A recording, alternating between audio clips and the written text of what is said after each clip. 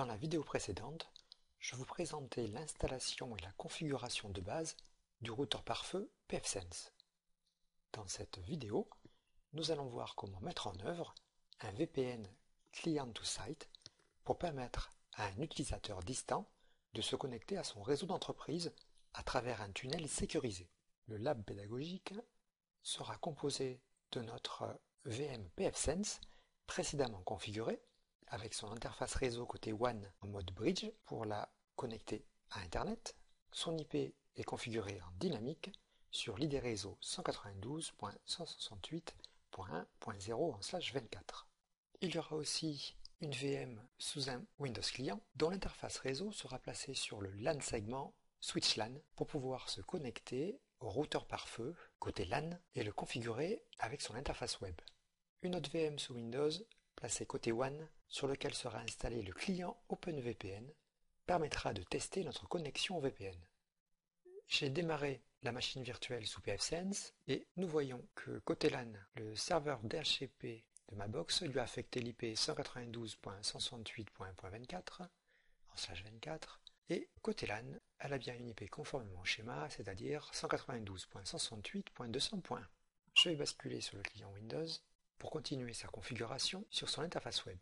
Cette machine a son interface réseau virtuelle sur le LAN segment Switch LAN et j'ai configuré en IP fixe son IP, son masque, sa passerelle et j'ai choisi comme DNS 192.168.1. Je devrais pouvoir, avec un navigateur internet, me connecter pfSense. Voilà, j'appuie sur avancer et je clique sur le lien continuer vers 192.168.200. Sur la machine que j'ai préparée, le compte est admin et j'avais changé le mot de passe par un mot de passe plus sécurisé. Me voici connecté sur mon pfSense après l'installation et la configuration de base présentée dans la vidéo précédente. Pour mettre en place un VPN, il faut commencer par créer une autorité de certification et ensuite un certificat de serveur. Alors, pour créer l'autorité de certification, je vais aller dans VPN, dans OpenVPN et je vais lancer un assistant. Je clique sur Wizard.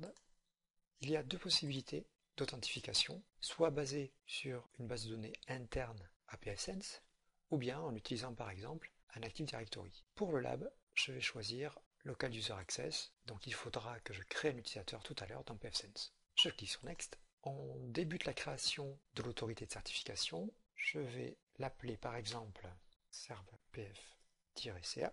Je vais laisser les autres informations. Jusqu'ici, au country code, donc FR pour la France, la région Aquitaine par exemple, la ville pour organisation, ma PME, le service IT. Et je vais cliquer sur le bouton Add New CA. Il faut maintenant que je crée le certificat du serveur, donc je clique sur Add New Certificate, je vais lui donner un nom, donc je vais garder serveur pf-cert, je descends, il a repris les informations que j'ai saisies précédemment, et je clique sur le bouton Create New Certificate. Il faut maintenant identifier notre connexion VPN, je vais l'appeler pfSense-VPN. Par exemple, je descends ensuite à la partie tunneling, et là je dois décider d'un ID réseau qui sera affecté à mon tunnel privé. Je choisis 10.10.10.0 en /24 par exemple. Ensuite, il faut préciser à quel ID réseau on va se connecter grâce à ce tunnel. Donc ce sera mon réseau côté LAN 192.168.200.0 en /24. Configuration de machine virtuelle avec 2 Go et un disque de 60 Go. Je pourrais me permettre 10 connexions simultanées. Je vais vérifier que la case dynamique IP est bien cochée. Si votre entreprise dispose ou si vous avez domaine, il faut le taper dans cette rubrique-là. Ensuite, je vais taper l'IP du serveur DNS. Donc pour moi, pour mon lab, ce sera l'IP de ma box. Et ensuite, je laisse tout par défaut et je clique sur Next. Il va être très important de cocher les deux cases qui correspondent à des créations de règles dans le pare-feu. La première autorise une connexion depuis Internet. La seconde autorise tout le trafic à partir de mon tunnel vers mon ID réseau. Je clique sur Suivant et enfin sur Finish. Nous allons dans le menu Firewall, Règles, constater que côté WAN, l'assistant a bien créé une règle autorisant le trafic depuis n'importe où vers l'entrée WAN de mon routeur pare-feu. Côté LAN, pas de nouveauté. Par contre, un nouvel onglet OpenVPN a été créé et nous voyons que l'assistant a créé une règle très large puisque cette règle autorise n'importe quelle source avec n'importe quel port à se connecter au travers de notre tunnel VPN à notre réseau LAN sur n'importe quelle destination et n'importe quel port.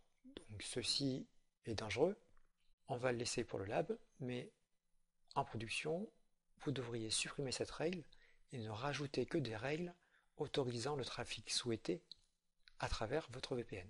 Par exemple, un accès vers votre serveur web, votre serveur de messagerie, un serveur de fichiers, etc. Nous avons sélectionné dans la création du VPN une authentification par utilisateur.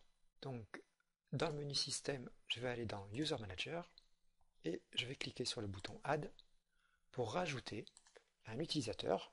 Je l'appelle par exemple UserVPN avec un mot de passe complexe. Je vais cliquer, très important, sur le bouton Click to Create a User Certificate et je vais donner un nom à ce certificat utilisateur. Je l'appelle par exemple UserVPN-cert. Je descends ensuite, je vais laisser les paramètres par défaut, cliquez sur Save. Si je vais dans Système et dans Certificates, si je clique sur l'onglet Certificates, nous voyons ici le certificat utilisateur que je viens de créer. Il ne reste plus qu'à exporter la configuration de connexion. Pour cela, nous allons rajouter un module dans pfSense. Donc je vais aller dans Système, je choisis Package Manager, je choisis l'onglet Available Package. Dans la barre de recherche, je vais taper OpenVPN et cliquer sur Search. Il a trouvé un module pour faciliter l'export des configurations. Je confirme son installation et patiente. L'installation terminée, je vais aller dans VPN, dans OpenVPN, et on voit que j'ai un nouvel onglet Client Export qui est apparu. Je clique dessus, je me rends tout à fait en bas, et nous avons ici des packages qui sont prêts à l'emploi, prêts à être exportés. Le package 64 bits sous Current Windows Installer contient non seulement l'application cliente OpenVPN, mais il contient aussi le fichier de connexion .ovpn, la clé et le certificat.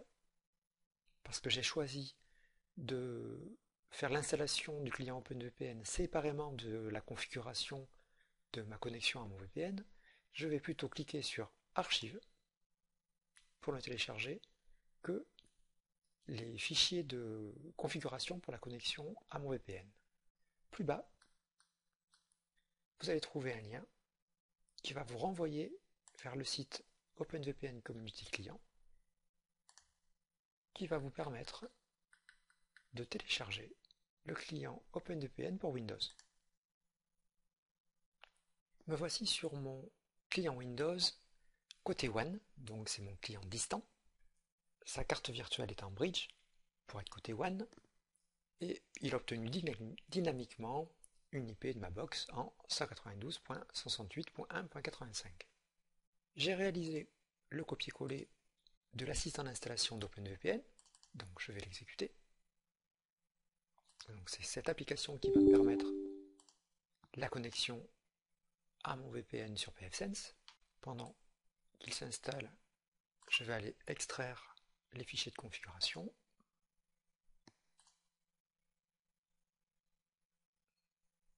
Voilà. On voit ici le fichier de configuration pour la connexion VPN, le certificat utilisateur et sa clé. L'installation est terminée, j'appuie sur Close. L'application me signale qu'il ne trouve aucune configuration et m'indique le chemin où placer ces fichiers de configuration. Donc, je vais aller couper-coller ces fichiers de configuration dans ces deux points, utilisateur, admin, l'utilisateur actuel s'appelle admin, dans OpenVPN, dans config, je vais les coller ici. Je valide le message, donc je n'ai plus besoin de ces fichiers. L'assistant a non seulement installé OpenVPN, mais l'a aussi lancé. Il est ici. Je vais cliquer avec le bouton droit sur Connecter. Il me demande le mot de passe que j'ai créé précédemment dans pfSense. Je le valide.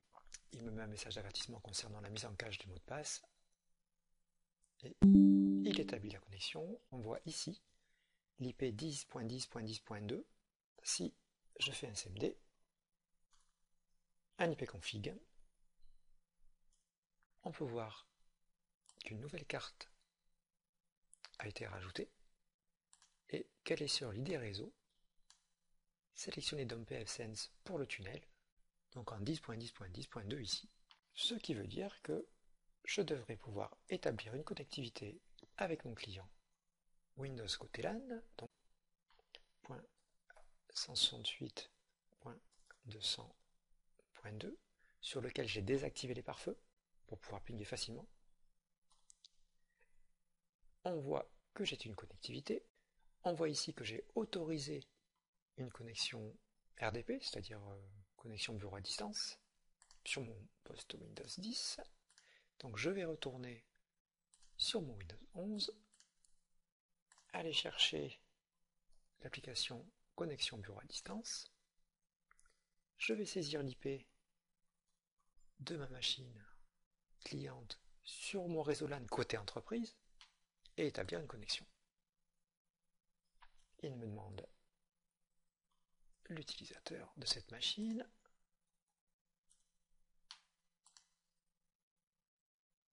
Voilà. Je viens de prendre la main à distance à travers mon tunnel VPN sécurisé et je peux travailler sur ce PC comme si j'étais au sein de l'entreprise.